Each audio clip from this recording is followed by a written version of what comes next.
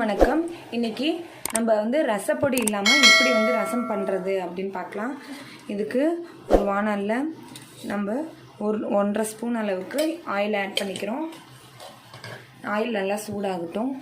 சூடாகிறதுக்குள்ளே நான் 2 தக்காளி வந்து வேக வச்சு எடுத்திருக்கேன். இதை வந்து நல்லா மேஷ் பண்ணிக்கலாம். எண்ணெய் நல்லா சூடாகிடுச்சு. இதில் ஜீரகம் வந்து நிறைய போட்டுக்கோங்க. நீங்கள் ஒரு 2 ஸ்பூன் அளவுக்கு ஜீரகம் போட்டுக்கோங்க. ஜீரகம் நிறைய போட்டிங்கன்னா அவ்வளோக்கு அவ்வளோ உங்களுக்கு ரசம் வந்து நல்லா வாசனையாக இருக்கும்.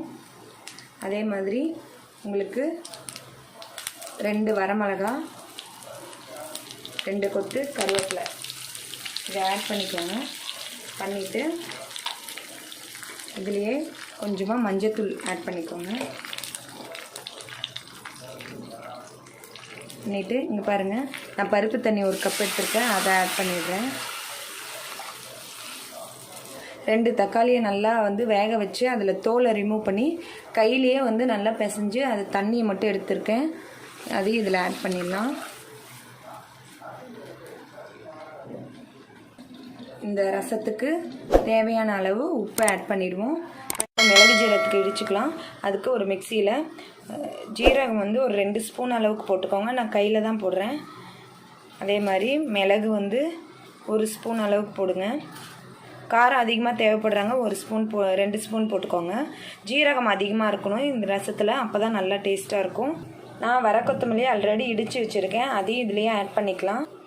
ஒரே ஒரு மிளகாய், ஏன்னா நம்ம ஆல்ரெடி தாளிப்பில் 2 மிளகாய் ஆட் பண்ணியிருக்கோம், அதனால் 1 மிளகாய் போதும். 1 கொத்து கருவேப்பிலை. இதை ஃபஸ்ட்டு நம்ம இடிச்சிடலாம். நம்ம வந்து போட்டது எல்லாமே இடிச்சாச்சு.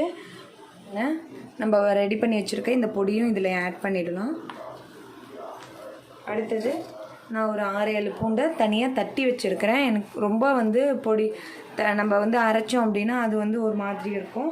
இந்த மாதிரி சும்மா தட்டி மட்டும் போட்டுக்கோங்க, அது நல்லாயிருக்கும்.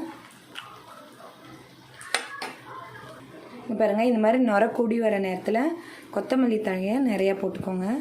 இந்த ரசத்துக்கு ஜீரகமும் கொத்தமல்லி தலையும் தான் ரொம்ப முக்கியமானது. இது கூடவே அடுத்தது நம்ம பெருங்காயத்தூள் ஆட் பண்ணிக்கலாம். பண்ணிவிட்டு நல்லா மிக்ஸ் பண்ணி விட்டுருங்க. ஒரு கொதி வரட்டும். இறக்கிறதுக்கு முன்னாடி ஒரு 1/4 ஸ்பூன் அளவுக்கு மிளகுத்தூள் வந்து இதில் ஆட் பண்ணலாம். உங்களுக்கு காரத்துக்கு காரமும் ஆகும், அதே சமயத்தில் நல்லாவும் இருக்கும். அந்த மிளகோட வாசனையும் சூப்பராக இருக்கும். பாருங்கள், இந்த மாதிரி கொதி வந்தோடனே நம்ம நிறுத்திடலாம். சூப்பரான ரசம் ரெடி.